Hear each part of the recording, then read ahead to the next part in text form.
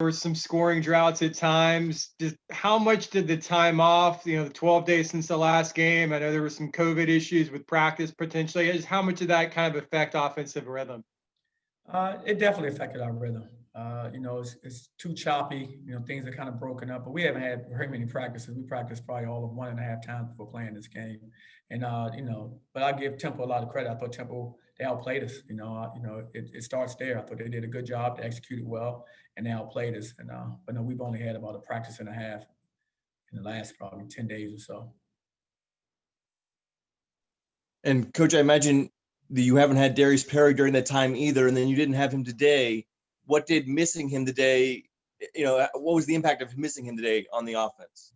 Well, it just hurts our chemistry. I mean, you're trying to get, guys in position where they get a rhythm, getting into a flow, but, it's been so disjointed with, postponements, not playing and then playing. So that's been difficult. And so not having him hurt because just when you get him into a rhythm, then he's out again.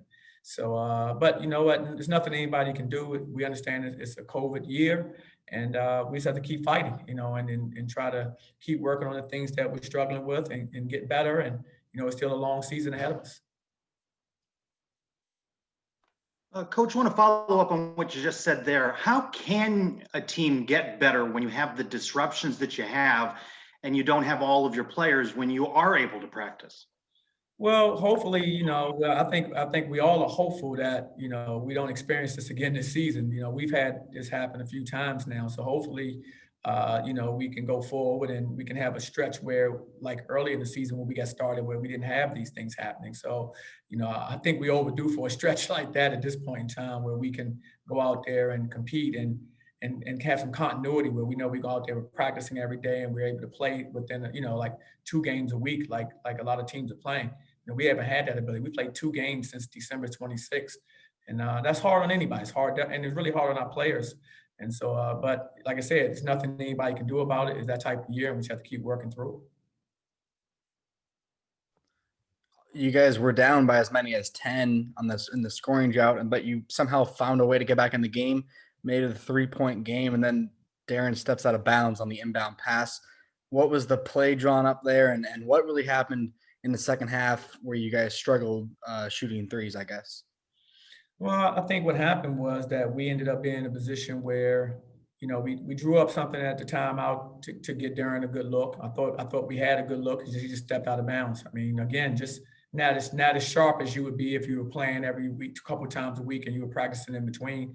And that just happens. I mean, you can't, throw a guy in there from a good, 5-on-5, a good practice and a half, 5-on-5 in the last probably 7 to 10 days. So, but I thought he did his best to get open. He freed himself up.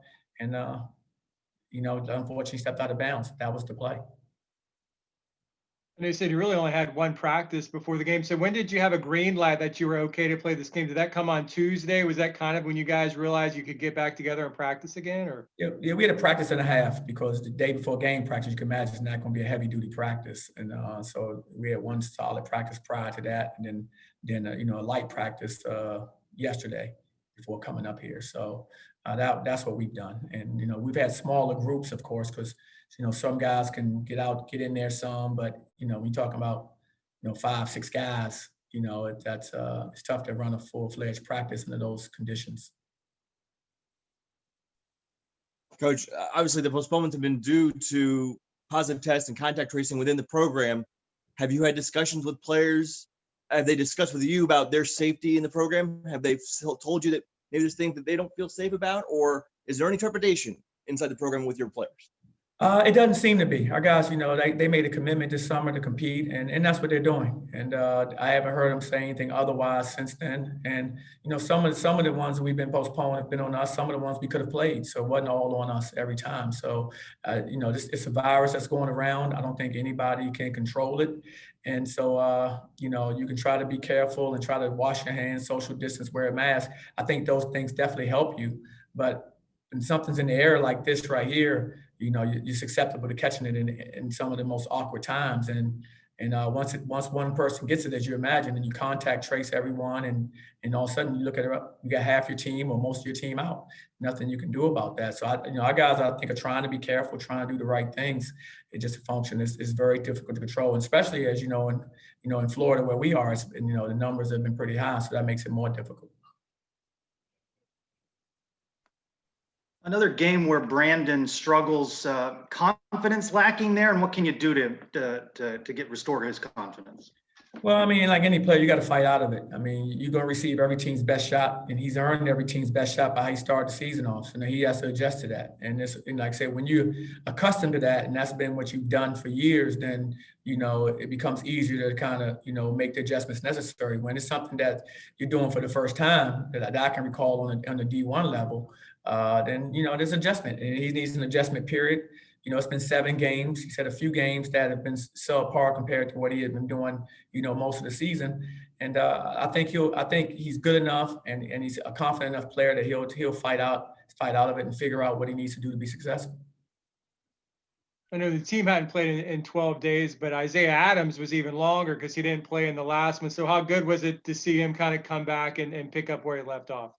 It says a lot about Isaiah. I mean, like you said, he was out even longer. He was out sick prior to, the COVID situation. So he's been out for almost close to 3 weeks, it feels like. And I thought he came back in and he barely missed a beat. He came in and gave us a lot of energy off the bench. He gave us a spark, to be quite frank.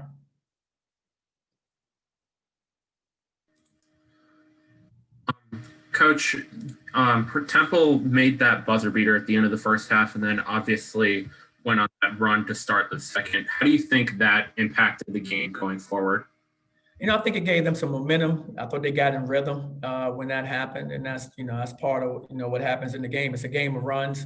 I thought they ended on a good run, by hitting that 3, tied the ball game up at halftime, and they came out, hit a couple of 3s right behind that, and no question, it gave them some momentum for sure to start the second half. Stay on the road now at Houston. A couple weeks back, tough challenge with the Cougars. What are you expecting from them Sunday? Another hard-fought game. It's going to be physical. They're a tough team. They're a very good team, and they're well coached. So I know it's going to be a game that we're going to have to come in and really, you have to play almost mistake-free basketball versus them, because any kind of mistake you make, they make you pay. So I think we got to be really sharp with what we're doing offensively, and we can't have defensive miscues.